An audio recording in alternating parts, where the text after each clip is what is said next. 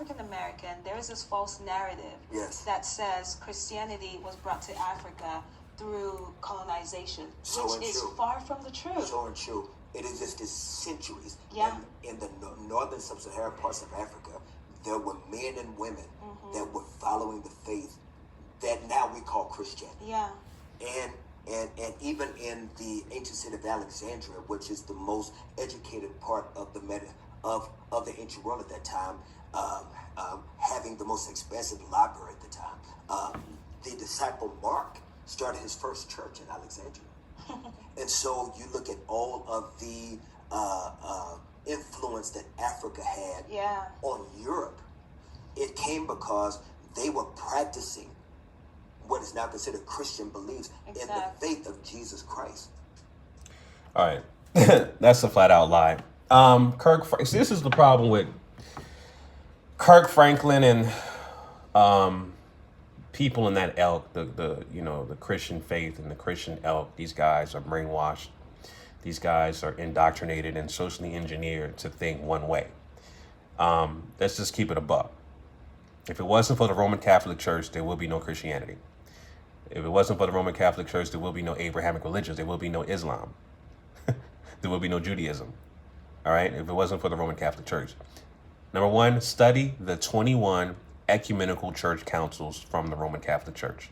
If you don't know what an ecumenical church council is, start with, and I've talked about this before. I talked about this before with previous videos, but research 325 AD of the first council of Nicaea, the Nicene Council.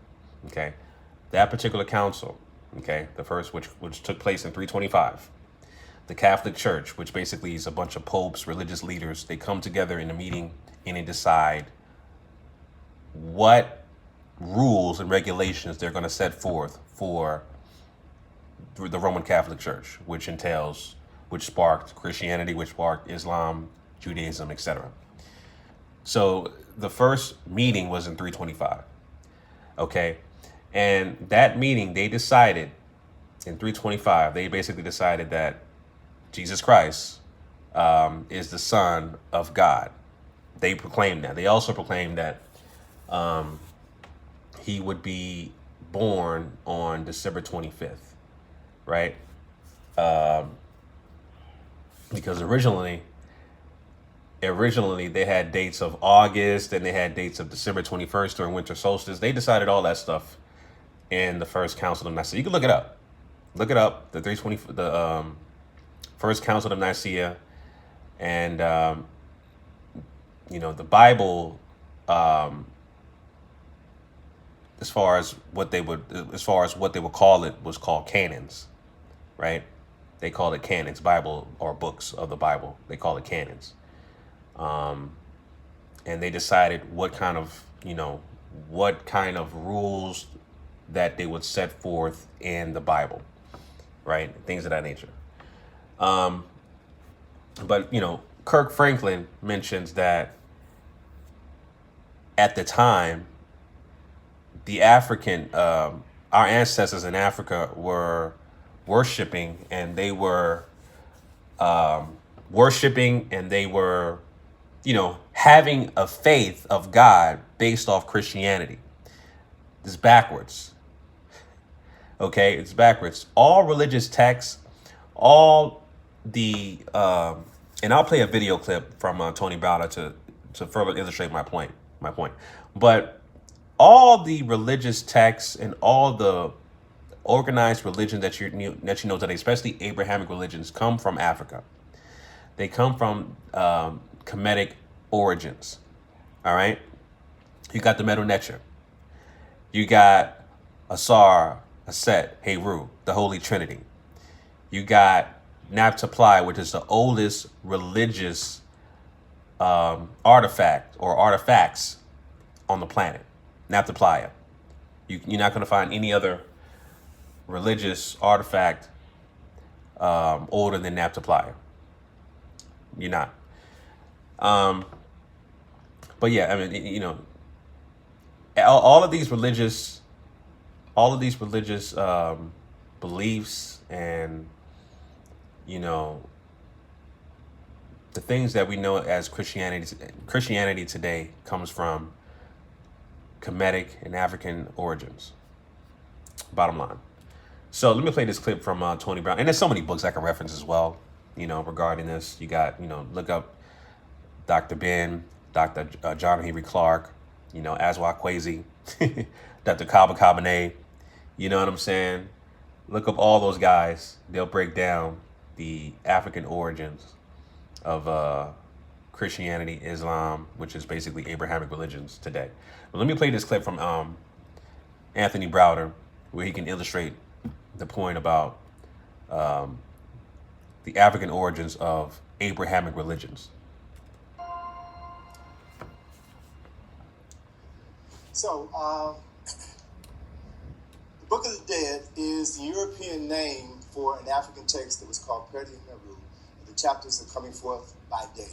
The words that the soul was to say in order to come forth by day.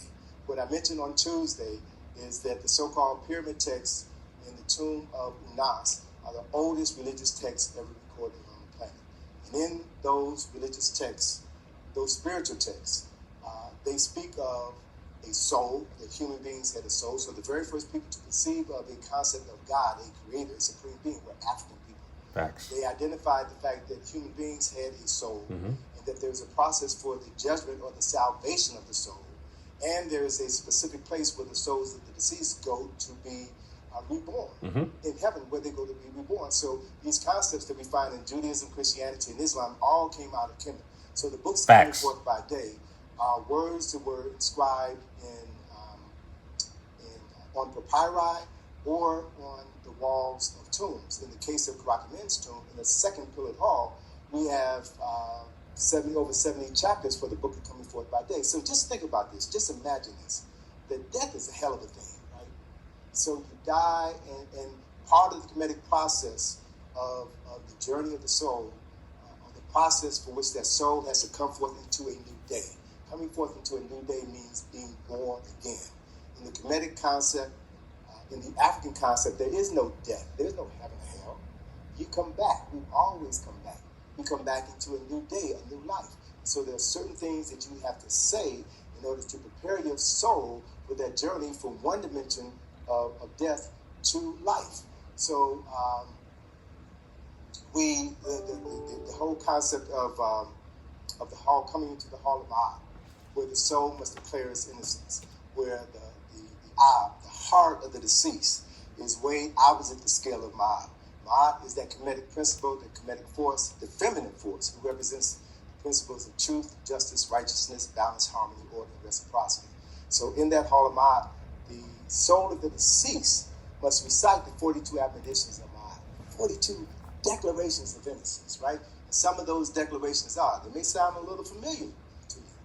Some of these declarations are, I have not spoken ill, I have not killed, I have not committed adultery, I have not polluted myself, I have not polluted the land. 10 Commandments. I have not stolen, I have not done these things against others. You declare your innocence as you stand before God, as you stand before, in this particular instance, as you stood before Asar on the day of your judgment.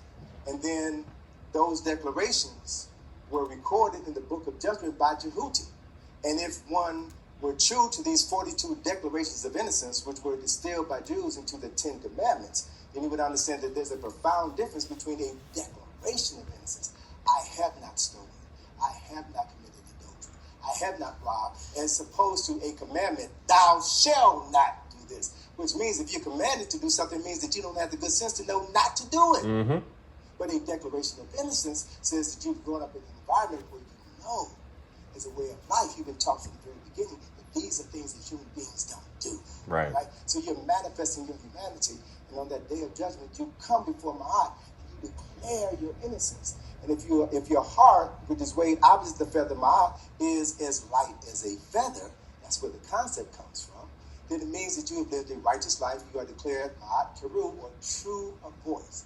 And then you are led by Heru, the son of Asar and Aset, into the hall where you meet his father, Asar, who sits on the throne of judgment.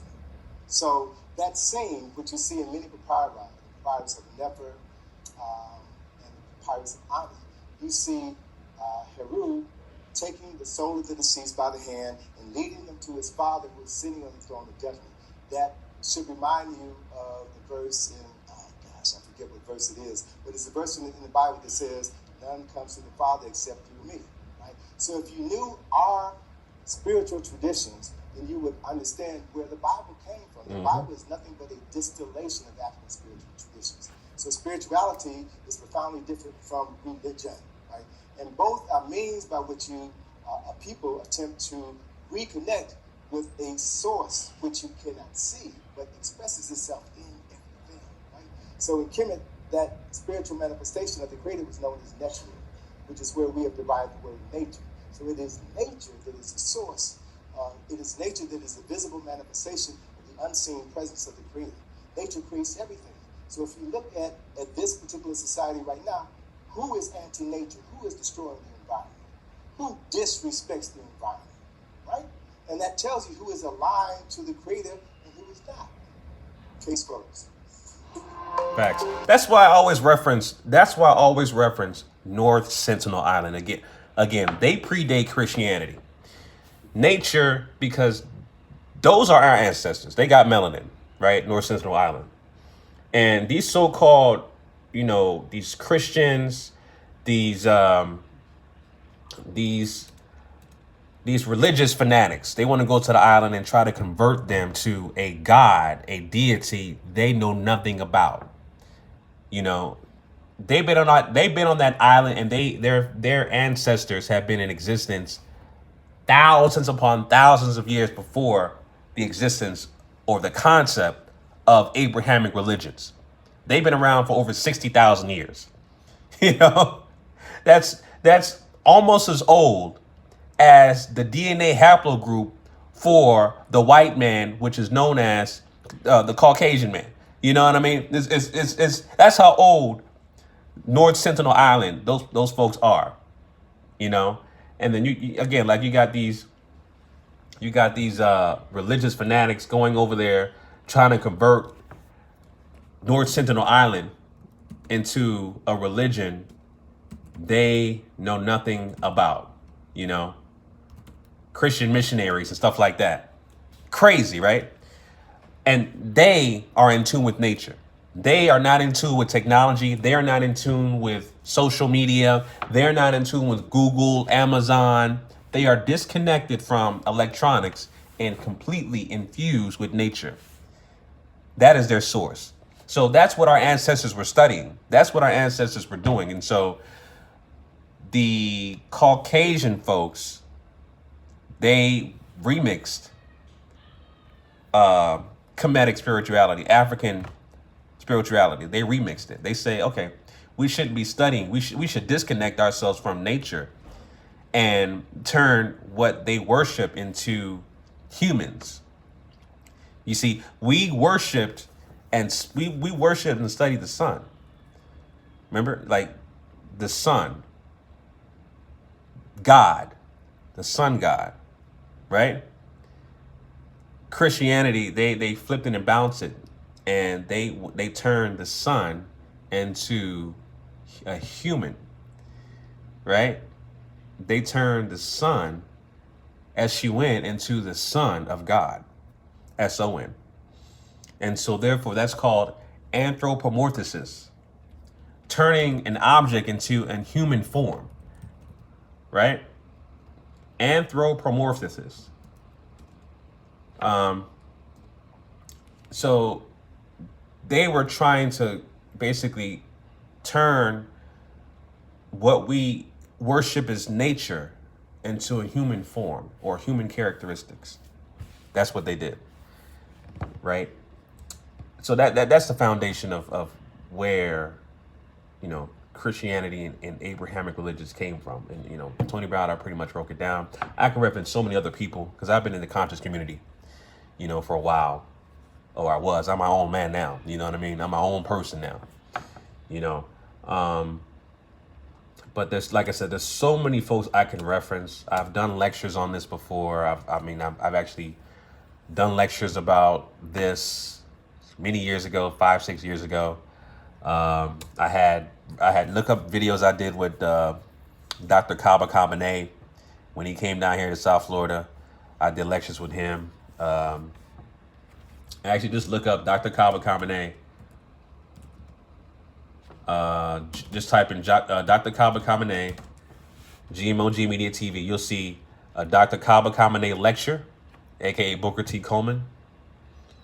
And also, I got a video, my own video. Dr. Kaba Kamene addressing religion and the Black conscious community. I'll play that. This is my own video. I'm gonna play that clip. I'm gonna play my clip, and I'm gonna in the video like that. But you know, there's so many people I can reference like that. You know what I'm saying? Look up a book called Christianity Before Christ by John G. Jackson. Obviously, Tony Browder with Now Valley Contributions to Civilization. You know what I'm saying? Look that up. So many books, so many things to reference, man. The Destruction of Black Civilization by Chancellor Williams.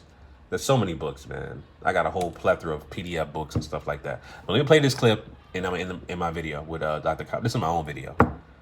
You know, I like to reference stuff so you guys can get a better understanding. And you know, so my illustration of what things that I try to reference. So here we go. That we need to be able to be big enough to put our own personal feelings aside. To be able, now, I know there's people like maybe even in this room, but I know there's people out there that say, "Hey, Cobb is crazy now." You know, ain't no way we're gonna work like that. But I am saying that if we can bring that, whatever that is, that barrier, to be able to take the sense out the nonsense, and to build things that we need for our people. We don't have to agree with everything, but if there's something we agree on, let's start there, and then build from there. And that goes to all of the areas of the ministry. I mean, I know how I feel about religion. Anybody see some of my presentations, you have no doubt in your mind how I feel about it. Certain religions. And I really don't have a problem with the religions. I have a problem with the people who practice the religion. Because every holy book came from Africa. Whether you're dealing with the Torah, the Quran, the Bible, they all came from the walls of ancient Egypt. It's just that the people that call themselves that don't follow what they wrote. They hide behind that, just like the so-called conscious community. That's another thing I'm dealing with. Conscious community. You know, people email me or they Facebook me, they instant message me, they say, "Brother, I left the Christian church, I left the Democratic Party, and I joined the conscious community, and something I noticed is that y'all act just like them." That's why I left. Exactly. And what I tell them is, you act like what? I act like you were the conscious community. I said, but oh, brother, there is no conscious community. There is no community of conscious people. There are just people who are conscious. That are in the world community. And to get caught up in this concept of I'm in the conscious community is very much like Christians who claim to be Christian and hide behind their Christianity to do evil deeds, and then when you attack them, they say I'm attacking their religion. No, I'm not attacking their religion. I'm attacking you because I think that you're psychopathic. And you're using that religion as a shield. Yeah.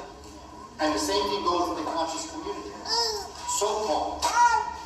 And I want to be clear because, again, this is where we are at this point, because there are people who are out now having conversations about situations, and then they're claiming to be part of the conscious community, and if you don't think like them, then you ain't down with the conscious community. But what I'm saying is that there is no conscious community because a consciousness isn't part of a community. It is a state of mind.